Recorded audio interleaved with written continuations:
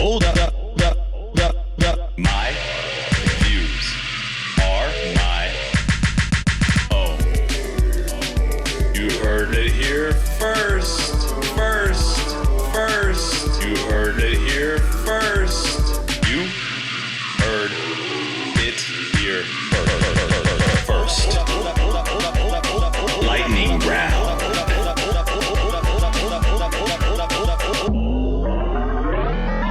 Dangerously close.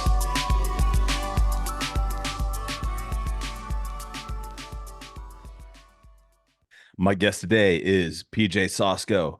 Actor PJ Sosko transforms into journalist Hunter S. Thompson, emerging throughout the first season of the new HBO Max original political dramedy series, The Girls on the Bus. Sosko was excited at the chance to bring Thompson to life, adding, being able to do a deep dive on an iconic character like this with such an amazing cast who were eager to play made this an incredible experience.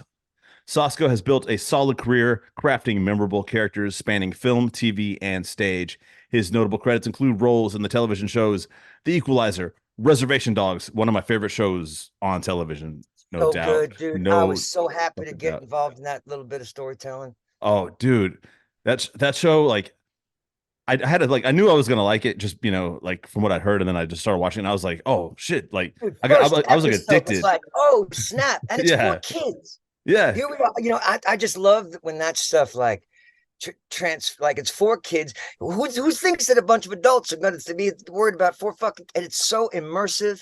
yeah. And the culture is so pervasive throughout. Yet it's everybody's. I mean, so fucking dope.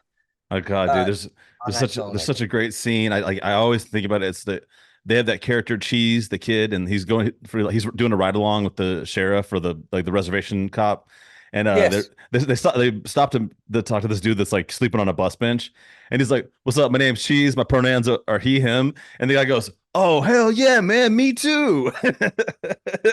Such a good show, man. Yeah. So well written. So many beautiful lines, threads that are pulled throughout.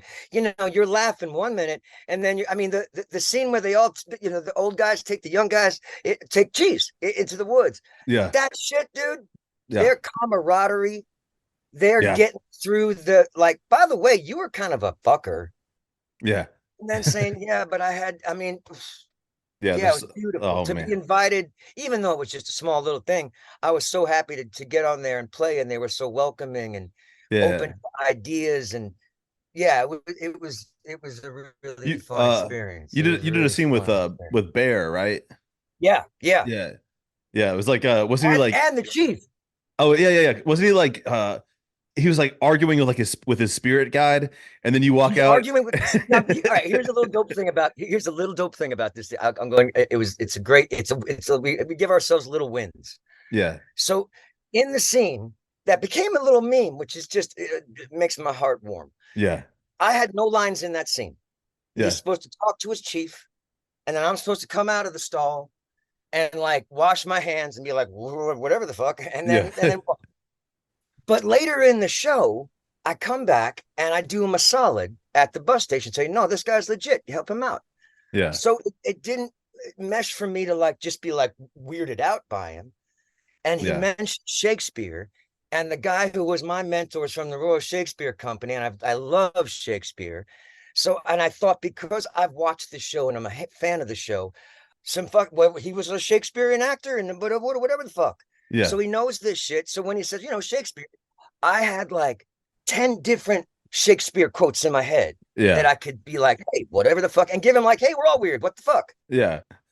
And so we do the first take, and I don't do any lines. And then I'm sitting in the stall, and I'm like, oh fuck. Now this, I'm like a little, you know, this is, you don't want to mess with the mojo on a show. Yeah. You know, you want to assume the position and sometimes your position is furniture, and you know, hey, what have it. Yeah. But I had a feeling, and I'm in the stall, and I'm like, all right, if I'm gonna fucking tear this shit out now, I better do it. So I do it. I drop it. I leave. I exit. The chief gives a look. I come outside, and everybody's laughing. And Stir comes over to me, and he's like, we were just going to ask you if you knew any Shakespeare. And it was just a cool moment of like taking down the rabbit hole that my mind goes in, and it worked. because I thought that his rabbit hole would be the same as mine. Yeah. Yeah, that's And awesome, that was man. a cool little moment. So even, it was just a little part of it, but I felt like I brought something to them that they hadn't envisioned until the moment. And it was a cool meshing of ideas to have on, and just to be such a it's the first time I've been a fan and Yeah. then gotten to play with everybody. Yeah, yeah, So yeah. that was cool. Yeah, That was hell a yeah, man. really cool experience. Yo, just to shift gears, just like actually a little bit back to going back to like Girls on the Bus and the Hunter S. Thompson thing. For everyone that I know we kind of went into Reservation Dogs without even asking if anybody knows what that's about, but like but, I just go. Sorry. With Girls on the Bus, because not everyone's seen it, and so for the people that haven't seen it, can you just kind of explain what is Girls on the Bus and what is your role in the show? So it's four women, strong fucking female characters, all of different walks of life. You have the sort of liberal, you have the conservative, you have the independent, and you got the YouTuber. So or of that ilk. Yeah, And she's all, like an influencer or something, right? Yeah, but also she has aspirations for greater things too. So Yeah. there's all the things that come with that. There's generational, like the way the press looks at each other, all these people combined on a bus, and it's the girls on the bus because the boys on the bus sort of is the Hunter S. Thompson wrote a book following, the political back in the 70s. So that is her Bible. She's sort of influenced by Hunter's writing. Yeah. And in the modern times when she has moments of I don't know, conflict, I am sort of the devil angel on her shoulder that appears and sort of gives her a little coaching, or Yeah. Yeah. just like, you're in some fucked up shit, aren't you? It's the memory, it's the ghost, it's a lot of different things. So I follow the lead girl who is sort of on the liberal side of the thing, but has, aspirations of telling the truth. And Yeah. that's what the show is. It's like, we all have this truth that we're seeking, how that gets influenced, how you can get sucked into a machine, how you can push against it. There's a love interest, a really wonderful actor. He and I, we bonded really, really well. The guy who plays Loafers, he's dynamite. The cast is just great. And, even being a guy, and it's about like, in working on the piece and reading the scripts each time, I was like, well, I'm engaged. Yeah. And watching the scenes play out, because I'm the magical realism. So is very careful with where I'm peppered in. Otherwise, she's out of her mind talking to her imaginary friend. Oh, that's the thing that caught. Yeah. So then there's meds that are involved. Going into it, when I first, I knew you were Hunter S. Thompson in it, and I was like, oh, this is going to be taking place in the 70s, 80s, something like that. And it's not a biopic. You're a figment of her imagination. Like that's yes. Yeah. Yeah. Yeah. So I see what you're saying. Like, or maybe that's what was a great leaping off point, is that it's not a biopic. Now I wanted to bring him to life, and I got to do a really deep dive in the span of shooting this whole season. My God, how I would read his stuff, and I would just pull just phrases he would use, ways in which he described things, how he connected things. Check to make sure these aren't the ones that everybody knows, because there's some of those, because he's such a beautiful, the poetry of this fuck, and the beginning to the end. Like there's not a lot of dot. There's not a lot of like finding the thought. He goes all over because he knows exactly where the fuck he wants to get to. Yeah. So you really have to have a forward. There's not a lot of time to dilly around with him. He was it was just, so those things, I started keeping a notebook, and that's what I would bring with me on the treadmill. Yeah. And then those things started to have a life inside my head, and I started to bring those things to set. And it was really cool. They were so welcoming to ideas, or, moments where it's like, if I'm going to be here, I know this cat would have an opinion about it, because I got 7 pages about it. Yeah. There's a brief scene, and I kind of like see what you're saying too, about like, you don't want to overuse your character, because like you said, she would be a crazy person. Like, she's literally always talking to her imaginary friend, but there's a brief scene where she's really trying to like write the truth, and she's trying to submit this ship in for a deadline, and Hunter S. Thompson's over her shoulder reading the the reporter, reading the news, and he's Yeah. like, oh yeah, this is great. This is awesome. It's really well thought out, and it's like it's nothing. It's exactly the opposite of what your editor asked you to do. And he's like, good job, fuck them. Yeah. And I felt like the way the way you said fuck them too, it really did feel very genuine. I was like, that is exactly what he would have said, and how he would have said it. Oh, that's cool. Thank He's you. like he's I, like I I knew I had a big responsibility.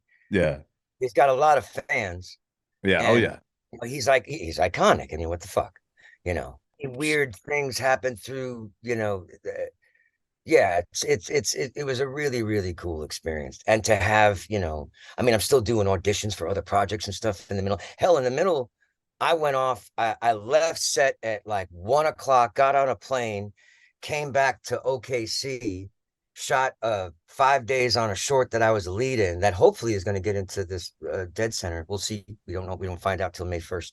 oh Uh, shit, dope. Like keep me and posted, man. I'll check it out. it's really good. And it's this cat who's really a wonderful writer. Uh, Are you allowed to talk about it, or is this like under I wraps? don't know how much I'm supposed to, but he worked on The Flash, and he actually has a connection because he also worked on Supergirl, so he could talk about like, hey, I'm gonna go shoot with.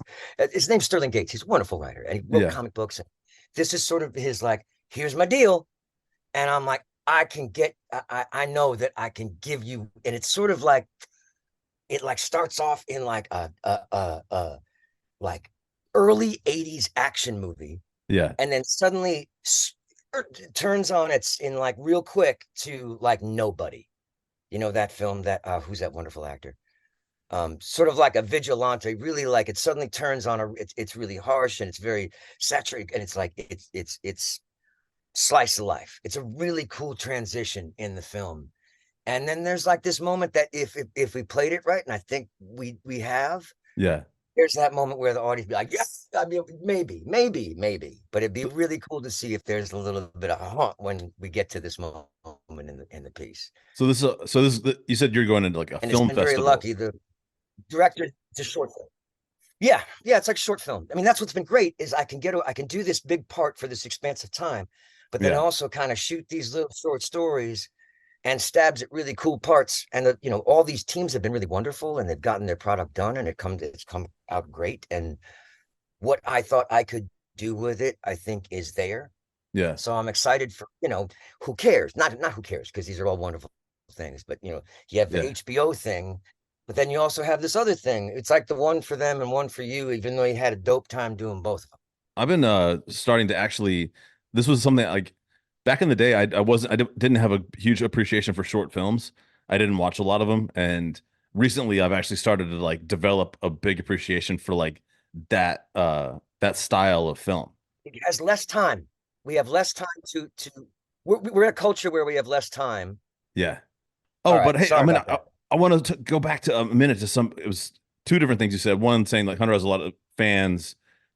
Two, just like you got into such a deep dive on him as a person. And I was going to say something, something for myself personally. Why I got really stoked on like checking out this role that you did is reading Hunter S. Thompson's books is probably the thing I would say it was the most influential thing that made me choose to major in journalism. When I was like going to school, I was like, what do I want to be? And I was like, I want to be Hunter S. Thompson. That's what I fucking want to be. Because I read his books, starting like at like 14 years old. And by the time I was going to be going to school, I was like, I don't want to be anything else. I want to like, I want to do what he does, and it's, there can only be one him, but you know what I mean? Like that was the reason why I was like, well, this is what I want to learn. I want to, uh, That's and I know I got the weight of that behind me, and that people valued what he said. And if we're, it's that thing, if we're going to unlock him from a cabinet and he doesn't get unlocked often, yeah, and I want to, I as much, I mean, that's the thing, is like, there's a lot of stories to be told in this, woven in, so you can only tell so many stories within 46 to 50 minutes. yeah, So there's things that hurt my heart that ended up on the cutting room floor. But as a producer, if I put my producer hat on, or yeah, my collaborative creative hat on, I can see why those choices were made. yeah. It makes sense. But yeah, I hope that there's some stuff at some point that people get to see some more of the stuff that I spun. because it was some really fun. It was just some really cool stuff that we got a chance to do. You said when you were reading all this stuff, trying to learn to become him. I guess like, what does he mean to you? Does does he have like a place, in your heart? Like Not before. Not not before I dove in. I mean, like most people, I watched, Johnny's performance of, Live and Die on Las Vegas. Not Live and Die in Las Vegas. Fear and Loathing. Thank you, Fear and Loathing, and loved the movie, but wasn't like, on my keeper shelf necessarily. Loved his performance, but it didn't lead me down a path of exploring more of his. Yeah. But then but you have an awareness of him. Yeah. But then, you start to see what he did with the Devil's, the Devil's Angels. Jesus Lord, sorry. Oh, the Hells Angels? Thank you, the Hells Angels. And, how he confronted certain things that not many guys confronted. There was to see that, there's the drug side, that everybody sort of have, the crazy, Yeah. But he was he's one of these guys that was struggling with what is genius, what is tapping into the zeitgeist. What the fuck does that mean? Yeah. What zeitgeist? Who's making, and he just wanted to unweave the tapestry to get through the bullshit and that's what worked. He goes to a thing to talk about the Derby and he ends up talking about the guy in the bar. Yeah. Like looking at his physicality in general was exaggerated. He looked like a fucking crazy man. Yeah. But then you want to embody that. And I would be always going up there. I'm like, is this too much? I feel like I'm on point, but maybe it looks different on that end. Yeah. I feel like I'm him right now. He's channeling. Yeah. And there were, there's this dope. I don't know if you ever saw it, but if you haven't seen it and you're a fan, you got to watch it because this was something that I totally linked into him. He was interviewed by David Letterman in a hotel room. Oh, cool. I haven't seen that. Oh, dude, you got to see it. That guy, I'm like, that's the one that I'm taking. Yeah. Him in that place, but having all the Fear and Loathing on the Campaign Trail spinning in his ether. Yeah. It was like a combination. Not that guy later. I could, that's what the cool thing about this is what parentheses of him am I going to stay within? Because it's always the same outfit. It's the same version of him that she has tight. So clearly it's the version of him that was on the campaign trail, but also trying to weave in a little bit of the sadness and the shit that he faced at the end too. Keeping that in, but I don't have to go to that. I'm not about that. I haven't lived that yet. Yeah. You're not that far. Yeah. But to know that I got to weave that in because I do get there. Yeah. So there's moments that we'll see how it all plays out. I'm excited. Because how his story ends. Yeah. So you can't ignore that. But I can't wallow in it because he is not a fucking wallower. He is he's old. He's just like, he's a Bob and Weaver, man. It was really cool to sort of have that vibration going on inside. It was weird because I love getting to know people on the set, but because of all these things that we're talking about, I had just to be in the corner and just be him because he had a different way of standing, holding his jaw, talking. Yeah. There's people that enter the room with their dick and there's people that enter the room with their brain. He entered them with both. And which that explains that exaggerated walk he has too, he's like almost prancing. Yeah, dude, I'd walk around, man. Dude, I'm gonna put some IG stuff on, but he was with me a lot. Yeah, I made like Thanksgiving messages because I hadn't thought about him in like a week when we came back for the holidays, and I was like, I gotta go to the shed and find Hunter. And my heart was like, what? And then my kid sort of saw him, and she was wearing his glasses. She's like, I'm Hunter. It was just this whole weird experience to sort of go do other people, then come back to him, have breaks and come back to him, different direct, that whole process. Yeah. It was a wild ride. It was a wild ride.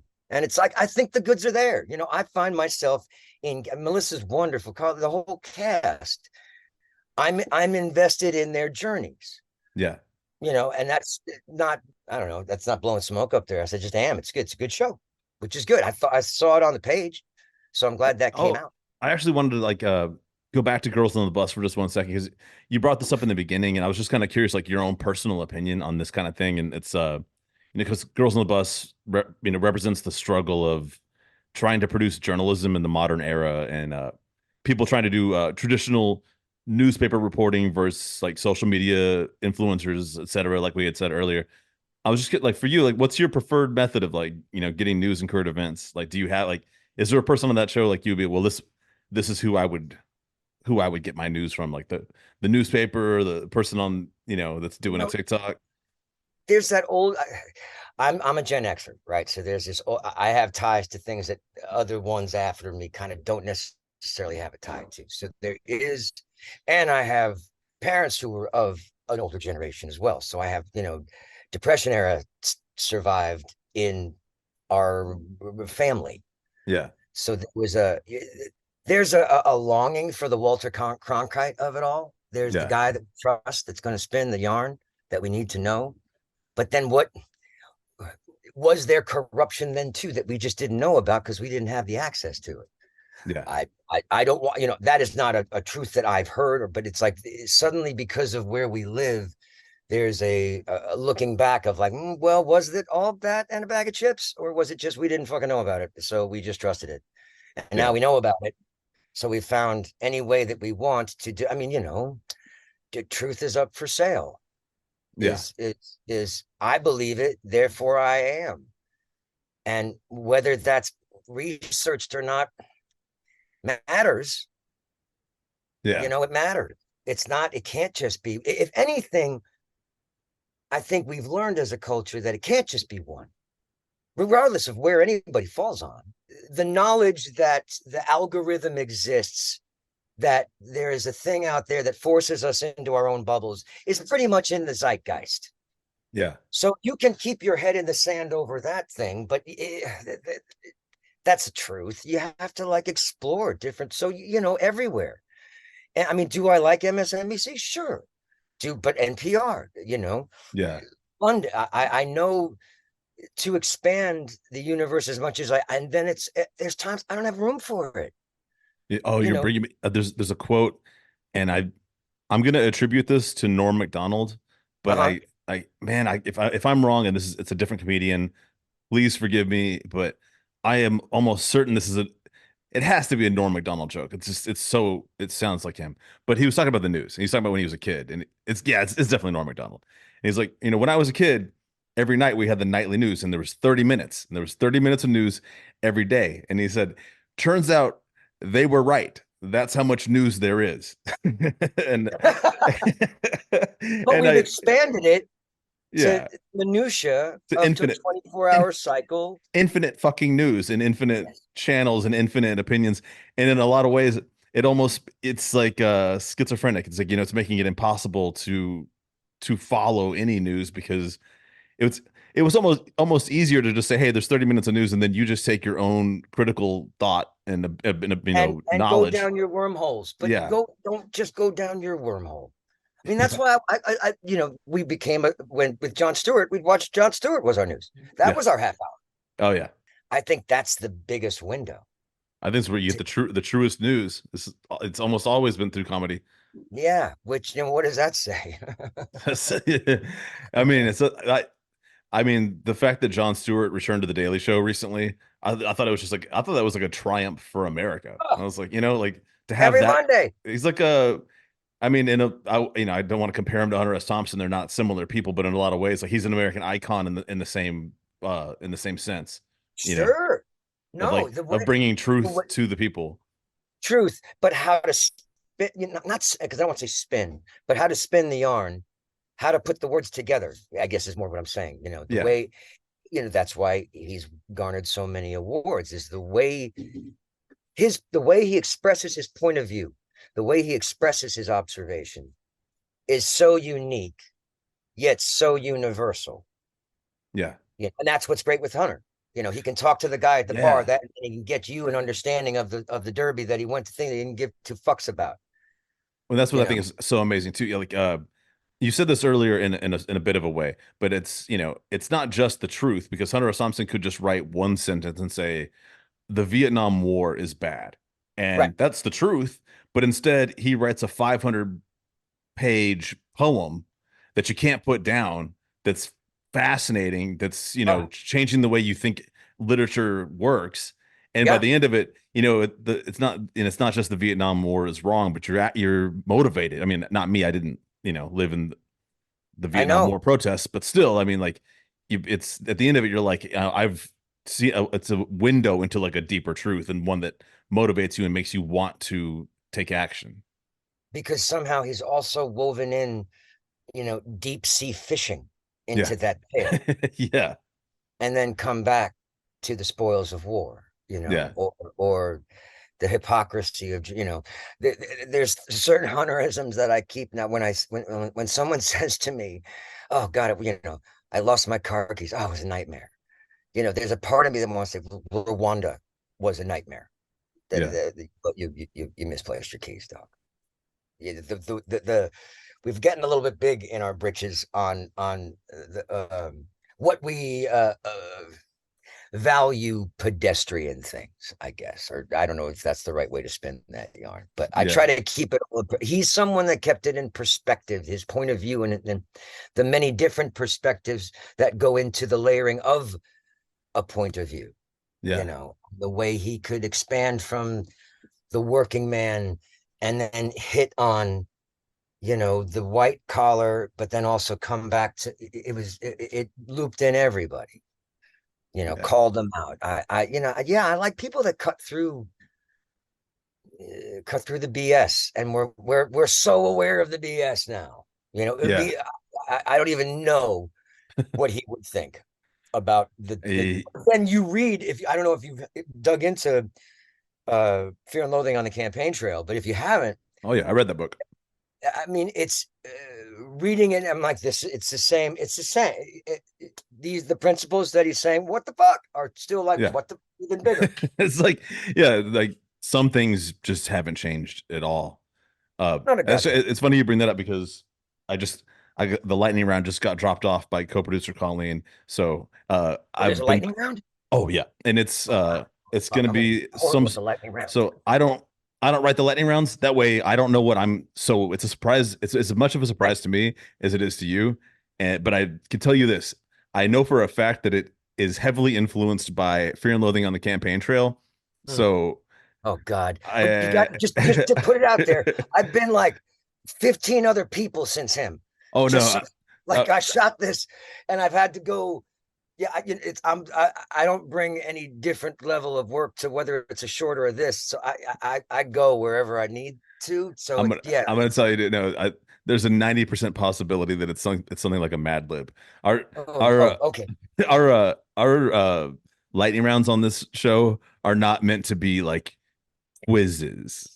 Okay, good. Oh, hey, but before we go, I know we've been doing a lot of like Hunter and history and stuff like that, but do you mind if I ask you just kind of like just a straight acting question? Sure. Go, dog. Because like I love talking about it. So go. uh, you played some other iconic figures from history like Hemingway, and obviously there's a lot less. You know, not that Hunter S. Thompson gave a ton of interviews, but you're not gonna be able to just watch hours of footage of Hemingway because he just wasn't available. Uh, but just not just Hemingway, but I'm just saying like all these kind of roles like Hunter S. Thompson, like Hemingway. How do you prepare for these types of roles, and how do you become these characters? Like, what's your trick or your method? Oh, there's no one. I mean, there's not one. Fuck. With those, that's what's dope is you got to keep so many things. You got to keep plates spinning. Yeah. Physicality is. I mean, Jesus, Hemingway. When I talk about it, it's like he was 100 pounds heavier and probably a good couple feet on me. One night after the show, that like the Hemingway people were there, and I was like listening to him, and they were like, "Oh, it was wonderful." And I'm like, "Hey," they're like, "Wait," you, like they were like, "How the you were?" I'm like, "Yeah," but because I've studied Alexander, I know how to breathe. I know how to get bigger. Yeah, Whatever the fuck that is, it's that's just I cool. imagine it harder. um, but yeah, there's something I don't know why those roles in this weird thing of a career. It's I feel like I've become this guy who's there's nobody else that can do it.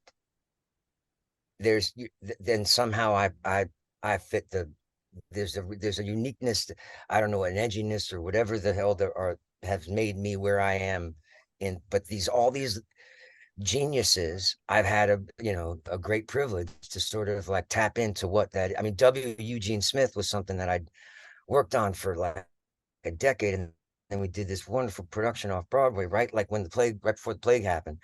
And it Yeah. was just, I mean, yeah, I mean, there was when you get to use physicality, and I do voiceover work, so I love approaching a whole different way of speaking, putting your voice in a different place, different physicalities that you gotta hold on to and also be loose within, because that's got to breathe. Yeah. It's just like an accent or all those kind of things. So when you get to hum on all those, that's really fun. Yeah. And then you just feel like you're, when you let all that go and you feel the audience lean in, it's cool. Like I watched one of the episodes with like a bunch of people, like it was one of the middle ones. And I don't know, where have you gotten to? I probably shouldn't give anything away, but there's an entrance that we had that is coming out of a car. Yeah. That was a really cool idea that collaboratively, like the whole team came up with. And everybody had I saw the whole room like have a really good solid laugh. And that was really it's interesting. It's a different experience doing stage, because obviously that is in the moment with the audience. Yeah. But it's interesting being in the audience and watching your stuff when it works. It's weird, it's always kind of weird. We're always self-conscious about it. Oh, I look, there's fucking hair or whatever the hell. Yeah. But in general, if the performances are good, and I've been lucky to work with a lot of great teams, that the proof's in the pudding and what we're watching. So it's kind of fun to feel the audience leaning, or when you get a laugh, to be in an audience when like over 100 people laugh at something that was your spin. Yeah. Oh yeah. Oh yeah. Yeah. Joke, Man, oh dude, do you mind if I share a little anecdote? It's gonna be stupid. It's nothing like what you do, but you're reminding me, like, I do like the feeling of like getting a great reaction out of people. And I mean, this is technically what I did. It was a form of acting. It was just Halloween, and I was gonna be Rocky that year, and it's because I didn't, because I already had the costume, because all I needed was a gray sweatshirt, gray sweatpants, fingerless gloves, and a beanie. I had all that shit in my house. I was like, I'm Rocky this year, Yeah. and I was like, but I was like, you know what? But I wanted to be cool, because this is kind of a lame costume. I put very little effort. So I turned on the movie Rocky, watched the entire thing, but I didn't just watch it. I repeated after him. Every line I would repeat it, and I was just trying to just hone in and nail it until I could sound just like Rocky. Yeah. And then once I finally did that, we went out for the night, and we went to this thing called like hip hop karaoke and all these like bars.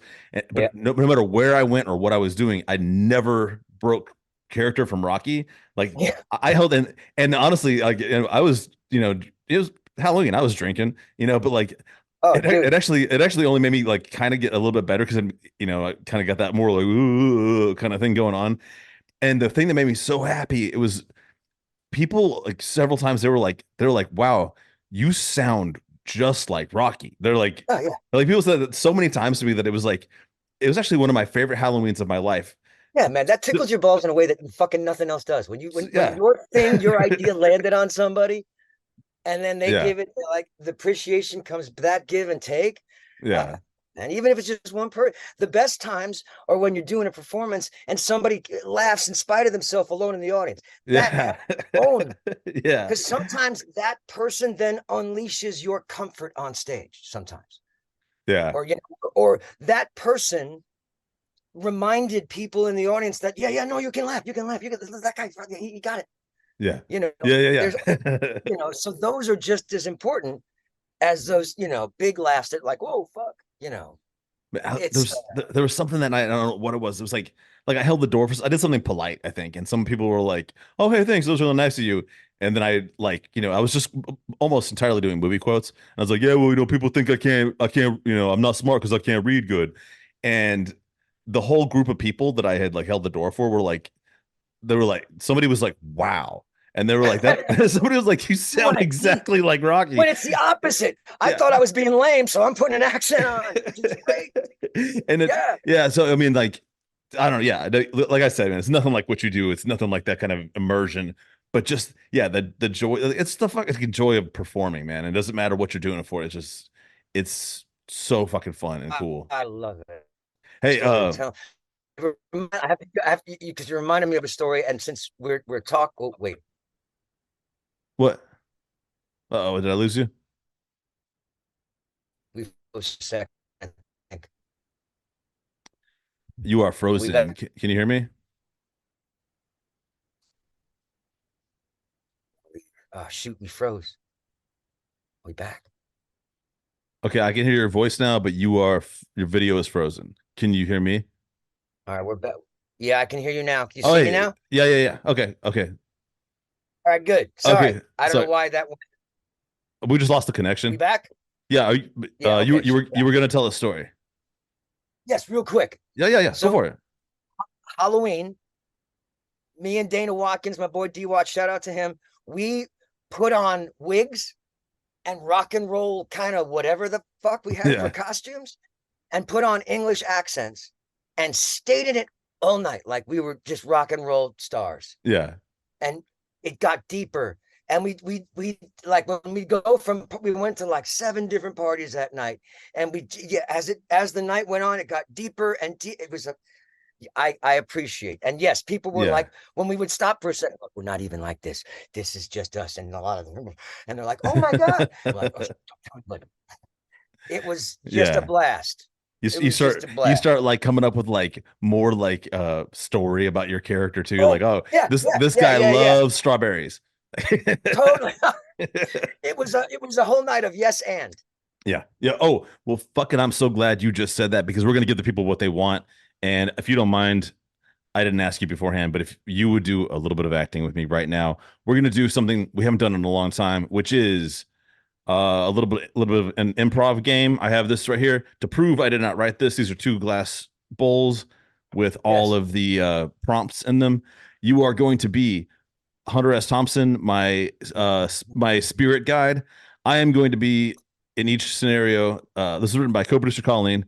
In each scenario, I am some sort of writer trying to meet a deadline, and I am going to be on some sort of powerful hallucinogenic drug that is making it nearly impossible for me to get my work done. You're going to come to my aid and save me. So, all right, let's go ahead. She wrote.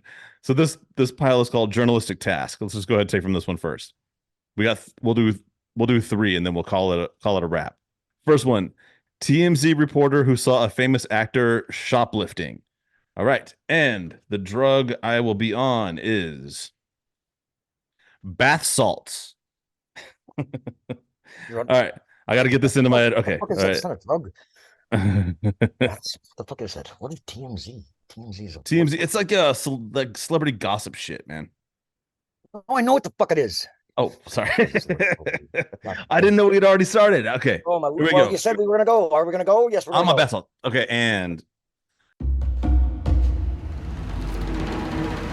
oh shit, man! I just saw Miley Cyrus stealing a bunch of shit, and I'm on so many fucking bath salts. What am I gonna do? I can't report this. Here's what you have to do. Turn off whatever fucking electronic device that you have in your hand right now. Throw it not in the tub. Don't throw it in the tub. Throw it outside the tub. You'll electrocute yourself if you throw it in the tub. Get rid of all the electronic devices. Take whatever headphones you have in your hand. Get them out of your ears and shut the fuck up for a second and fucking breathe. Okay, I have just realized I am under an overpass in Florida. I don't know how I got here. You don't know how you got there? Oh, I bet I could tell you how you got there. You got into a van. We took some psychedelics. We had a fucking amazing trip. I had some lizards that were sitting on my lap, throwing me there. If you don't remember it, it's probably good. It's good that we're out of the van, and it's also good that we're on the side of the road, but we need to find a shower. Because the way that you look, if you saw a mirror right now, you wouldn't want to see yourself. Do you understand? Are you clear? Yeah, I feel great. I feel good. I feel like, you know what? I don't even want to work for TMZ anymore. I just want to get more bath salts. That's what I want to do with my life. Oh, a bath would be good. You don't want more of what you just had, trust me, because we've been there, and I don't want to see it anymore. So what we're going to do is we're going to find ourselves a little ride along the side of the road. Hopefully someone who does not have a penis in their lap. Buy the ticket, take the ride. End scene. Okay. Thank God. Oh, God.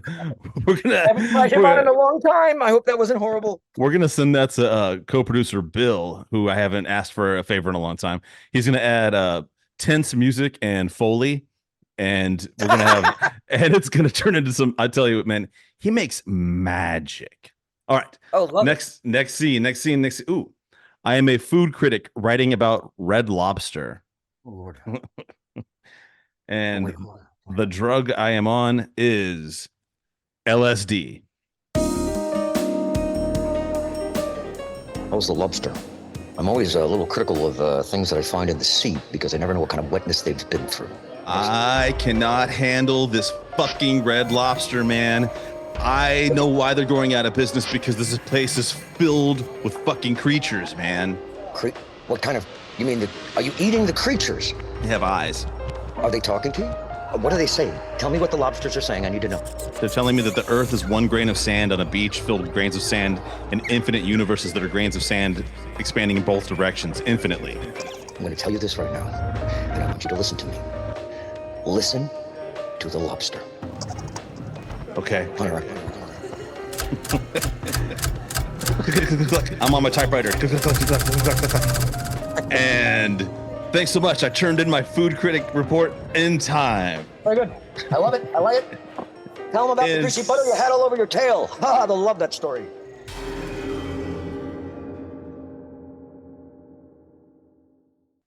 End scene. All right, next one. Yelp review about the lawn and garden section at Lowe's. And the drug I am going to be on is ketamine. Okay. I went to the lawn and garden section at Lowe's, and now I'm being visited by the same machine elves as last time, and I can't remember why I was angry. Those aren't elves. They're gnomes. They're friendly, and they come from a different universe. So I need you to tell them that Hunter said hello. Are you? Those are not elves. Do not fuck with the elves. Are we clear? Can you understand what I'm saying? Yes, this is a perfect idea. The lawn and garden section at Lowe's has inferior garden gnomes. 1 star. And enter. No, do not put 1 star. Listen to me. See that lawn over there? That lawn, that fake lawn, right there. See it? Okay, now, lay down. Now, change that star rating. Change that star rating to a 3, because those gnomes will... Have you ever fucked with a gnome? Yes. Every time I do ketamine, the same gnomes visit me every time. Oh, well, that's a different situation. Well, okay, yeah, 1 star. Okay, 1 star. End scene. PJ, I got one thing to tell you. We're not only dangerously close to the lightning round, we are at the lightning round, and I was correct. You did get a Mad Lib, so you'll be doing, noun, adjective, verb, so on and so forth. And I am proud to let you know that we will be doing Bravery and Joy on the Campaign Trail, a Mad Lib story by co-producer Colleen, co-written by PJ Sosko. Are you ready to get started? Oh, totally. Oh, God, I hope this is entertaining. Okay. Adjective. Squirrely. Squirrely? Yeah. Okay, and another adjective. Bounce-tastic. Hell, this is already going to be fucking awesome, dude. Number. 761.5. I'm so glad you got a... I really, really like what you're doing with this Mad Lib. I just want to let you know that. All right. And I'm so glad you're getting a lot of... Don't judge. Follow the way. Follow the way. Don't judge. Adjective. Incongruously. Incongruously? Is that Incongruously? Okay. Adjective. Beautiful. That's a nice one. Thank you. Got to have a nice one in there. At least one nice one. Celebrity. Brad Pitt. And another famous person of any ilk. Wait, say that again? Another famous person. George Washington. I'm really, really getting happy about this. All right. Negative adjective. Douchey. Douchey. You have a great vocabulary. All right. Political social issue. Rwanda. Adjective. Spicy. A controlled substance. Marijuana. Mary J. The beautiful green. Marijuana. And exclamation. Holy shit. That's the one I probably say the most in my life. Area of hotel. So I guess like lobby, stairs, elevator. Steam room. Oh. Depends on the hotel. Might be a little sketchy. You stay in a lot nicer hotels than I stay in. Break into. Or much seedier. I guess steam room could go either way. Adjective. Ballsy. You're killing it with the adjectives. I'm so glad that there's so many in here too. Adjective. Oh Lord. Fluffy. Roughy. Fluffy. Oh, fluffy. Okay. my new pet. Okay. This is the last adjective. Just one more and then we'll Smelly. Okay, animal. Wolf. Insulting. Wait, no, bearded lizard. Bearded lizard. Okay. Insulting name, i.e., idiots. Fudge rockets. Never been used ever. Never I was gonna say that's a brand new one to me. Yep. Okay, and the last one. I love this. She says I come up with things that make no fucking sense. Exclamation phrase. Last one. Holy balls, shit of fire. Holy balls, shit. Balls, shit on fire. Shit a fire. A fire. Shit of fire. Not shit, a fire. Shit a fire. Shit of fire. Okay. All right. Let's bring this to the world. Don't make it fucking thud like that, for God's sake. Let's give this world the joy of what is bravery and joy on the campaign trail. A Mad Lib story by co-producer Colleen, co-written by PJ Sosko. Once there was a team of 2 journalists, Doug and PJ. Hey, it's about us. They were known for being a little rough around the edges, but also very squirrely and bounce-tastic. Their editor was always frustrated because their articles were sent in only 761.5 minutes before deadline. But he also knew readers loved the incongruously and beautiful way they pushed the envelope. In the summer of 2028, Doug and PJ were assigned to cover the presidential election. The 2 candidates were Brad Pitt and George Washington. These candidates are so douchey, said Doug. Yeah, but at least they care about Rwanda, said PJ. At least they pretend to. I know a way to make this more exciting, said Doug with a spicy smile. Are you thinking what I'm thinking, said PJ. I am if you think we should take some marijuana before these interviews with the candidates. Doug and PJ high-fived and yelled, holy shit. 24 hours later, Doug woke up face down on the floor of his hotel room. He got up and found PJ passed out in the steam room.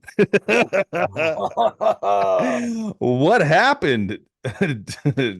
Doug said. I have no idea, but here's our article in today's paper, said PJ. The headline read, presidential candidates are ballsy and fluffy, sources say.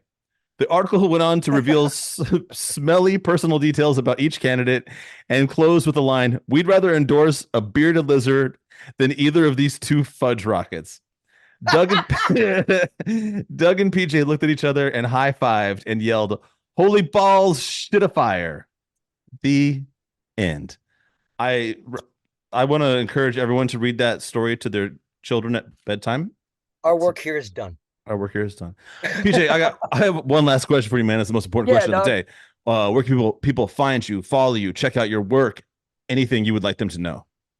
Yeah, check out www.pjsosko.com. That's a fun website. That's a cool ride to go through and has lots of other stuff that I've done and lets you know about things that are happening. And the Facebooks, the Instagrams, you can find me around, and hopefully more stuff like this. And this was just a blast, dog. Thank you. It's so good to get to talk to you, man.